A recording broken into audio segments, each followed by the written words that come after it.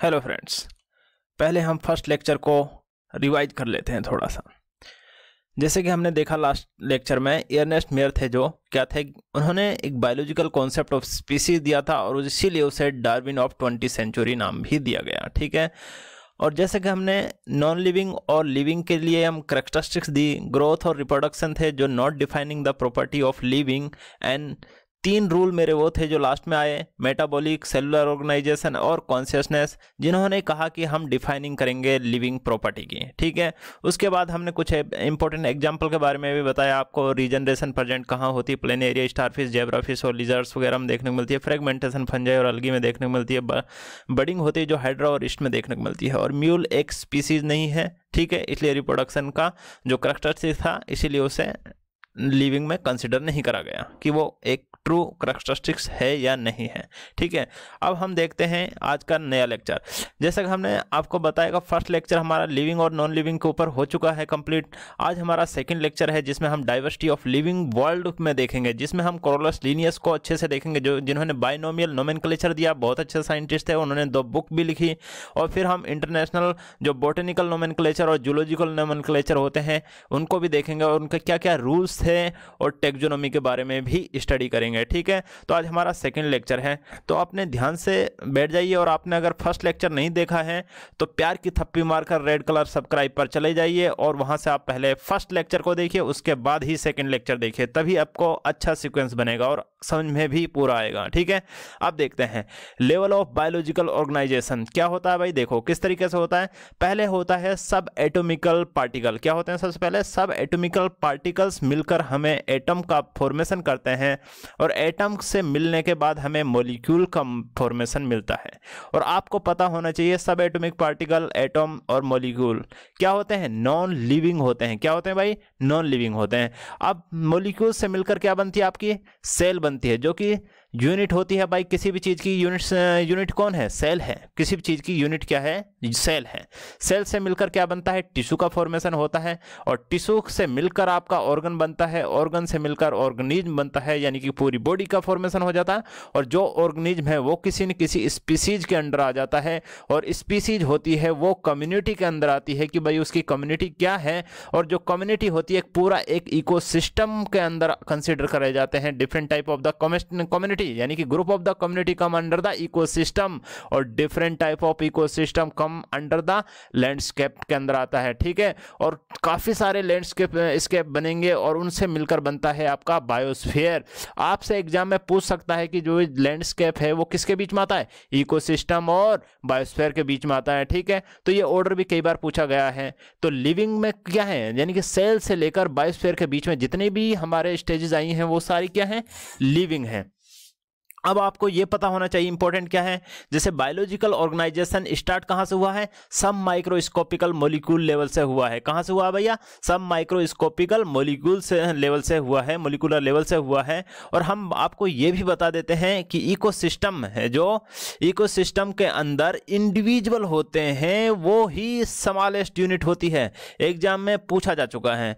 अब आता है ऑर्गेनाइजेशन को रेगुलेट कैसे करा जा सकता है। तो 4 प्रोसेस होते हैं। कितने प्रोसेस होते हैं? 4 प्रोसेस होते हैं। फर्स्ट होता है एग्रीगेशन, मतलब सारे मिलेंगे तभी तो कुछ चीज बनेगा। और फिर उनके बीच में क्या होगा? कम्युनिकेशन, यानी इंटरेक्शन होगा, एक दूसरे से क्या करेंगे? इंटरेक्ट करेंगे। उसके बाद फिर क्या होगा? इक्विलिब्रियम होगा। और फिर उसके बाद क्या होगा? उनमें क्या चेंजेस आएगा? जब इक्विलिब्रियम आएगा तो चेंज होगा। ठीक है। और आपको एक चीज और बता दें, जो एटम होते हैं या तो वो मैक्रोमोलिक्यूल होगा या फिर वो माइक्रोमोलिक्यूल होगा। तो माइक्रोमोलिक्यूल होते हैं जिनका मतलब लो मोलिकुलर वेट होता है। एनसीईआरटी की लाइन है direct, micromolecule are those molecule which has the low molecular weight। For example के लिए वाटर है, सोडियम क्लोराइड है, ग्लूकोज है, अमीनो एसिड है, they come under the micromolecule. Exam में पूछ लिया जाता है मैक्रोमोलिक्यूल्स में कौन आते हैं? जिनका हाई मोलिकुलर वेट होता है, यानी कि प्रोटीन है, पॉलीसेकेराइड्स है, न्यूक्लिक एसिड है, जिसमें आपका न्यूक्लिक एसिड कितने टाइप के होते हैं? डीएनए और आरएनए होता है भाई। ठीक है। डीऑक्सीराइबोस शुगर और राइबोस शुगर होता है। ठीक है। अब बात आती है कि पहला क्वेश्चन ये बनता है कि biological organization organization start with, कहां से हुआ था भाई? एटम से हुआ था क्या मॉलिक्यूल से हुआ था क्या भाई? सब माइक्रोस्कोपिक मॉलिक्यूलर लेवल से हुआ था या फिर सेल के लेवल से हुआ था? हमने अभी पढ़कर आए हैं सब माइक्रोस्कोपिक मॉलिक्यूलर लेवल से बायोलॉजिकल ऑर्गेनाइजेशन स्टार्ट हुआ है। अभी हमने देखा which of the following is micromolecule. अब माइक्रोमोलिक्यूल का एग्जांपल कौन सा भाई? प्रोटीन मैक्रो है, डीएनए मैक्रो है, पॉलीसेकेराइड मैक्रो है, और माइक्रो क्या है भाई? अमीनो एसिड है। ठीक है, इस टाइप के क्वेश्चन आ जाते हैं एग्जाम में, बहुत ज्यादा इंपॉर्टेंट है। अब देखते हैं डाइवर्सिटी ऑफ लिविंग वर्ल्ड, यानी कि जो हमारी डाइवर्सिटी है वो किस तरीके से है। अगर हम बात करें तो एनसीईआरटी में डायरेक्ट लिखा हुआ है नंबर ऑफ द स्पीसीज की रेंज कितनी है? 1.7 टू 1.8 मिलियन है। कितनी है भाई? 1.7 से लेकर 1.8 मिलियन है। डायरेक्ट ऑप्शन में आएगा कितनी स्पीसीज है अपनी पूरे वर्ल्ड लेवल के लेवल पे देखेंगे तो 1.7 से 1.8 है। ठीक है, अब उनको आइडेंटिफाई करना इतना आसान है क्या? इसीलिए बहुत चीज़ों की जरूरत पड़ेगी। इतनी स्पीसीज प्रेजेंट है पूरे वर्ल्ड में, मतलब पूरी अर्थ या पूरे ब्रह्मांड के अंदर इतना सारे स्पीसीज है, उसको आइडेंटिफिकेशन करना, उसको नोमेनक्लेचर करना, ठीक है, ये भाई बहुत ज़्यादा कॉम्प्लिकेशन था। ठीक है, तो उनके नामकरण करना भी थोड़ा मुश्किल हो रहा था। तो अब कुछ साइंटिस्ट आते जाएंगे। देखो पहले क्या पढ़ते हैं हम? Local name of organism. पहले तो भाई कोई भी किसी को कुछ भी बुला लेते हैं। ठीक है, अगर कोई काला दिखता तो उसे कालू बुला लेते हैं, अगर कोई गोरा दिखता तो उसे लड्डू टाइप का बुला लेते हैं, गोरा बुला लेते हैं। ठीक है, और जैसे जैसे होता है भाई, कोई पतला होता है तो उसे सूखा बुला देते हैं, अगर कोई मोटा होता है तो उसे मोटा बुला लेते हैं। ये होते हैं उनके, हम लोकल नेम दे देते हैं बंदों के, पर उनका एक अच्छा नाम भी होता है। यानी कि जैसे may not be applied at a global level, मतलब ये नाम तो आपका मार्कशीट में तो नहीं मिलेगा। तो हम क्या करते हैं, जो उनके पेरेंट्स होते हैं उनको नोमेनक्लेचर देते हैं, और जिस नाम से वो पूरी उम्र भर उस नाम को लेकर चलता है। ठीक है, अगर किसी के पेरेंट ने उसका अच्छा नाम दिया तो हैप्पी रहता है। अगर 2-4 पेरेंट्स ऐसे भी होते हैं जो थोड़ा सा फनी टाइप का नाम रख देते हैं, ठीक है, तो थोड़ा अजीब ही हो जाता है। अब बात करते हैं कि अगर कोई बोटेनिकल नोमेनक्लेचर, यानी कि एक होता है जूलॉजिकल नोमेनक्लेचर और एक होता है बोटेनिकल नोमेनक्लेचर, यानी कि अगर कोई प्लांट वाले के बारे में बात कर रहे हैं तो हम उसमें क्या कहेंगे कि भाई ये international code of botanical nomenclature में कंसीडर करा जाएगा। अगर कोई एनिमल का नाम है तो international code of zoological nomenclature में कंसीडर करा जाएगा। इसीलिए एक साइंटिस्ट आ गए जिसका नाम था कोरोलस लिनियस। क्या नाम था भाई?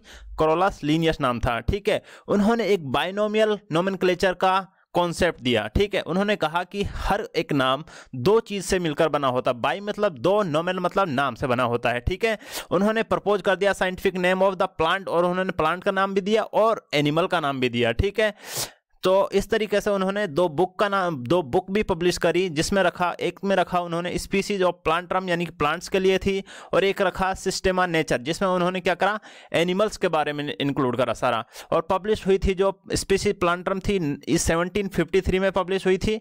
ठीक है, तो अब आता है मैंगो। जैसे कि आप मैंगो को देख रहे हो आप, मैंगीफेरा इंडिका इसका साइंटिफिक नेम है। ठीक है, मैंगीफेरा इंडिका, तो दो नाम से मिलकर बना है, एक है जेनरिक नेम और दूसरा है स्पीसीज एपिथेट नेम। ठीक है, जेनरिक नेम मीन जीनस, और जीनस से फिर छोटी होती है कि स्पीसीज। ठीक है, जीनस के अंडर कौन आती है? स्पीसीज आती है। ठीक है, तो अब हमें पता होना चाहिए कि रूल ऑफ IUPAC नेम क्या थे, यानी कि जो हम नोमेनक्लेचर कर रहे हैं उसके कुछ रूल दिए होंगे कोरोलस लिनियस ने। किस तरीके से वो रूल होंगे, किस तरीके से फॉलो करेंगे हम उनको, तो अभी देखते हैं। ठीक है, पहले देख लेते हैं जैसे कि हमारी स्पीसीज पे पूरी डाइवर्सिटी देखते हैं।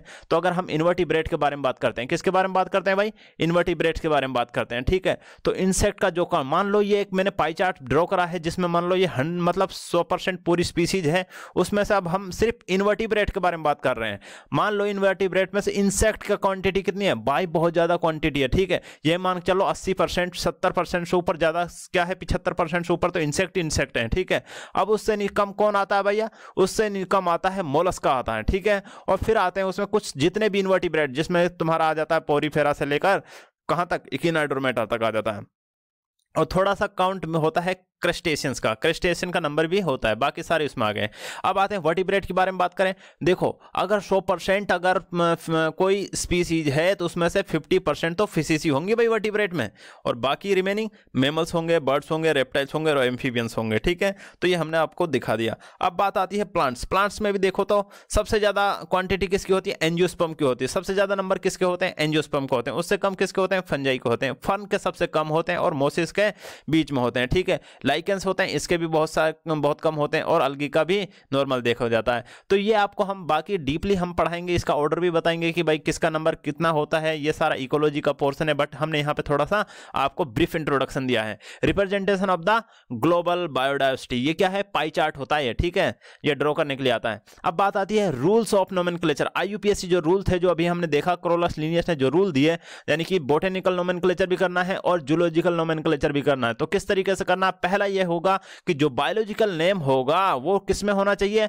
लेटिन में होना चाहिए, यानी कि उसकी ओरिजिन कैसी होनी चाहिए, लेटिन की होनी चाहिए। और रिटन मतलब उसे लिखा कैसे रखोगे आप, इटालियन में लिखा होना चाहिए। किस में लिखा होना चाहिए, इटालियन में लिखा होना चाहिए, और ओरिजिन उसकी लेटिन में होनी चाहिए। और उसका प्रिंट भी क्या, इटालियन में जब लिखा है तो प्रिंट भी इटालियन में ही आएगा, ठीक है। अब बात यह होती है कि फर्स्ट नेम होता है वो रिप्रेजेंट करता है जीनस को, सेकंड नेम रिप्रेजेंट करता है स्पेसिफिक एपिथेट को, यानी कि फर्स्ट नेम जीनस के लिए है तो सेकंड नेम स्पीसीज के लिए है। और अब आता है थर्ड रूल, क्या कहता है, both name should be in underline separately, ठीक है। जैसे हम यहाँ पे आप ऑप्शन देखेंगे कि मैंगीफेरी इंडिका को अलग अंडरलाइन करोगे और इंडिका को अलग अंडरलाइन करोगे, ठीक है। फोर्थ देखिए, जीनस का जो फर्स्ट लेटर होगा शुड बी कैपिटल, जो जीनस का, यानी कि जीनस कौन है, मैंगीफेरा है, तो मैंगीफेरा का एम जो लेटर है वो शुड बी कैपिटल होना चाहिए, but species name should be small letter होना चाहिए। स्पीसीज कौन है यहाँ पर, इंडिका, इंडिका में आई देखो स्मॉल बना हुआ है, ठीक है। तो मैंगीफेरा इंडिका, इंडिका इसलिए वो लगा दिया क्योंकि इंडिया का मैंगीफेरा रखा गया है, तो इंडियन ने रखा तो इंडिका हो गया, ठीक है। ऐसे कुछ बोल सकते हैं कि हाँ बिल्कुल बोल सकते हैं।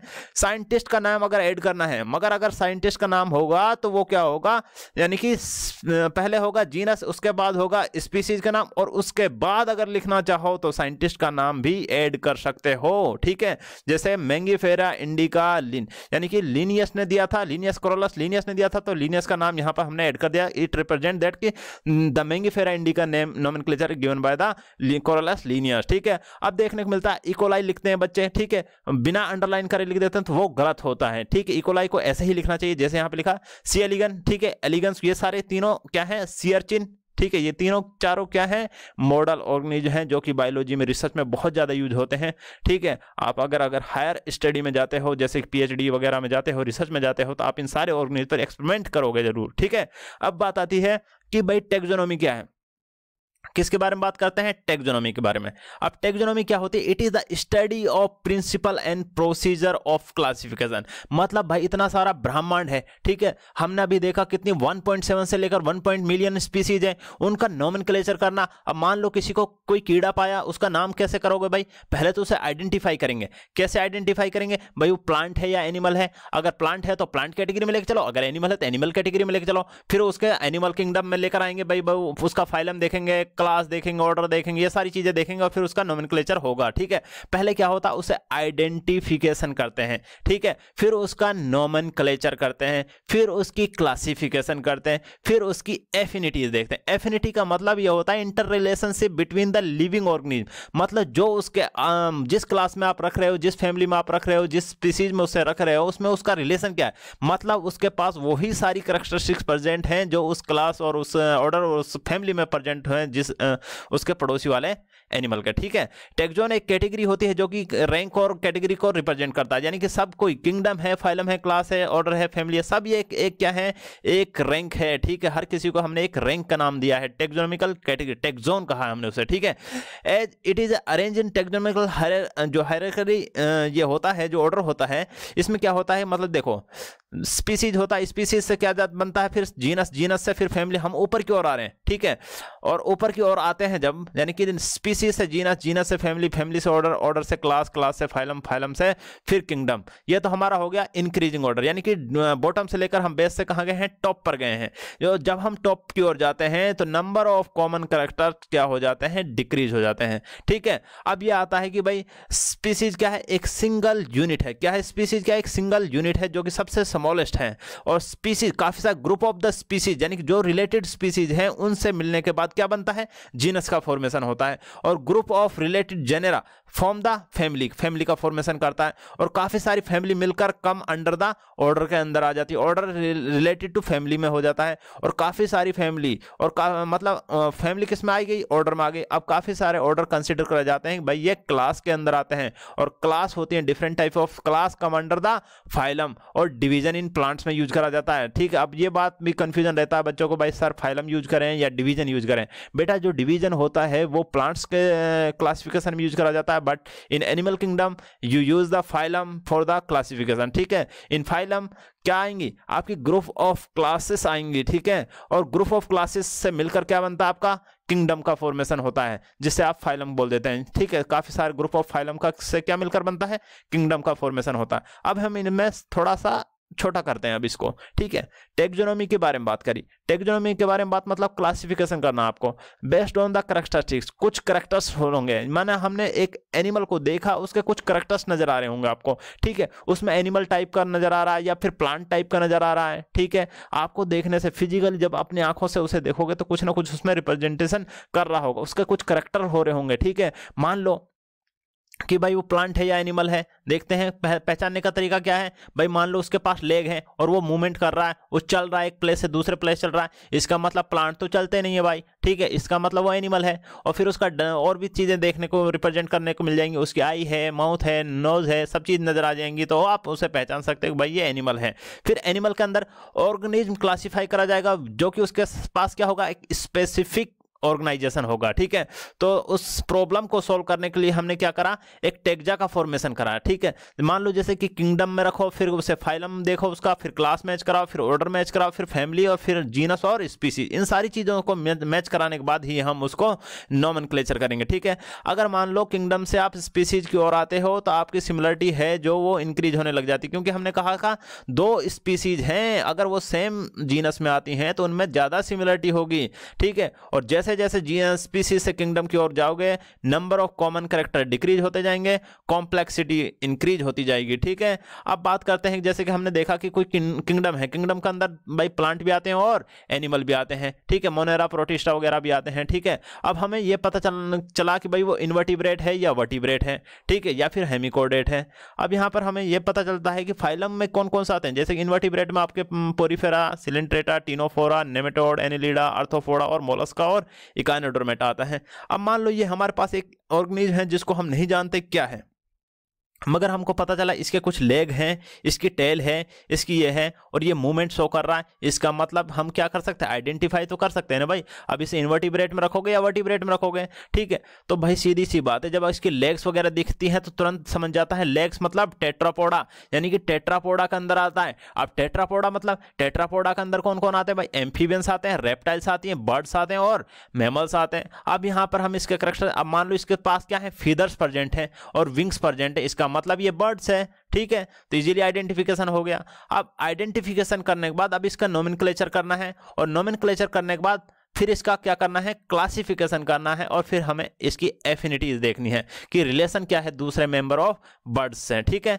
अब बात आती है कि एनसीईआरटी में क्लियर दे रखा है, कुछ एग्जांपल दे रखा है जिनको बच्चे बहुत ज्यादा पढ़ना जरूरी है, क्योंकि वो याद नहीं होंगे तो एग्जाम का क्वेश्चन भी सोल्व नहीं होता है। मान लो स्पीसीज दी हुई है, क्या दी हुई है, स्पीसीज। मान लो वो पूछता है कि मैंगीफेरा इंडिका में स्पीसीज क्या है और जीनस क्या है। बेटा मैंगीफेरा में एम क्या है, कैपिटल है। ठीक है, तो ये क्या कहलाएगा, जीनस कहलाएगा। और इंडिका में स्मॉल आई है, तो इसका मतलब स्पीसीज होगा, क्योंकि स्पीसीज का जो फर्स्ट लेटर होता है वो स्मॉल होता है। ठीक है, अब जैसे कि अब वो चार ऑप्शन दे देगा और कहेगा कि फाइंड आउट द जीनस और फाइंड आउट द स्पीसीज। तो जैसे पैंथरा, लियो, तो पैंथरा क्या है बेटा, ये जीनस है, और लियो क्या है, स्पीसीज है। होमो सेपियंस जो हम आते हैं, मतलब ह्यूमन आता है, यानी हम किस में आते हैं, होमो सेपियंस में आते हैं। होमो मतलब हमारा क्या है, जीनस है, और सेपियंस हमारा क्या है, स्पीसीज है। ठीक है, अब आता है सोलेनम टुबरोसम। ठीक है, टुबरोसम आ जाता है मतलब जीनस और स्पीसीज, यानी कि ये क्या होता है, पोटैटो और ब्रिंजल वगैरह हैं जो इसमें आते हैं, सोलेनम में आती हैं। ठीक है, सोलेनेसी फैमिली में आती हैं। ठीक है, अब आता है जीनस तो सेम है बट स्पीसीज डिफरेंट है। देखो जीनस तो बिल्कुल सेम रखा, जीनस तो हमने क्या रखा है, बिल्कुल सेम रखा है। पैंथ्रोलियो है, पैंथरा टाइग्रिस है, और हमारा क्या है, पैंथरा ये सब चीज़ यहाँ पे थे। जीनस सेम है बट स्पीसीज हैं वो डिफरेंट हैं। देखो पैंथरा तो बिल्कुल सेम है, सब में पैंथरा है, ठीक है।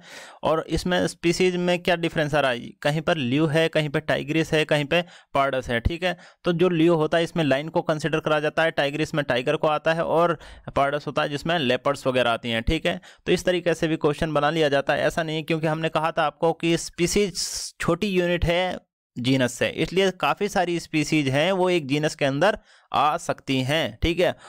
अब बात आती है कि फैमिली से। अब जैसे मान लो फेलिडी फैमिली है, क्या है, फेलिडी है। अब फेलिडी के अंदर काफ़ी सारे जीनस आ सकते हैं और काफ़ी जीनस के अंदर काफ़ी सारी स्पीसीज आ सकती हैं। मैंने अभी जैसे अब बात करी आपको, और स्पीसीज क्या आपकी इकाई यूनिट है, ठीक है। अब जैसे मतलब फेलिडी में कौन कौन सी जीनस आ रहे हैं, पैंथरा आ रहा है और फेलिस आ रहा है। फेलिस के अंदर कैट वगैरह आती हैं, जितने भी हमारी कैट्स होती हैं, ठीक है। अब आती है कैनेडी फैमिली। कैनेडी फैमिली है तो इसके अंदर कौन आ रहा है, डॉग आ रहे हैं, ठीक है। अब आ रहा है सोलेनेसी फैमिली। सोलेनेसी के फैमिली के अंदर कौन से जीनस हो सकते हैं, ठीक है, सोलेनम हो सकता है, पटूनिया हो सकता है और धतूरा हो सकता है, ठीक है। तो ये भी क्या है आपके डिफरेंट। अब जीनस के अंदर और भी स्पीसीज आ सकती है, नहीं आ सकती, बिल्कुल आ सकते हैं, ठीक है। अब आपको याद रखना होता है कि जैसे कि मान लो किंगडम है, किंगडम के अंदर फाइलम आता है, तो फाइलम के अंदर काफ़ी सारी क्लास आ सकती हैं, और एक क्लास के अंदर काफ़ी सारे ऑर्डर आ सकते हैं, और एक ऑर्डर के अंदर काफ़ी सारी फैमिली आ सकती हैं, और एक फैमिली के अंदर काफ़ी सारे जीनस हो सकते हैं, और एक जीनस का अंदर काफ़ी सारी स्पीसीज भी प्रेजेंट हो सकती हैं। तो इसलिए कंफ्यूज नहीं होना, बिल्कुल भी कंफ्यूज नहीं होना है, ठीक है। अब बात आती है ऑर्डर। ऑर्डर क्या होता है कि मतलब जैसे कि हमें पता चला कि पोलिमोनिडी है, ये क्या है, एक ऑर्डर है, ठीक है। इसके अंदर आपकी दो फैमिली आ रही है, ठीक है, एक सोलेनेसी फैमिली आ रही है और एक कन्वोल्यूलेसी फैमिली आ रही है, ठीक है।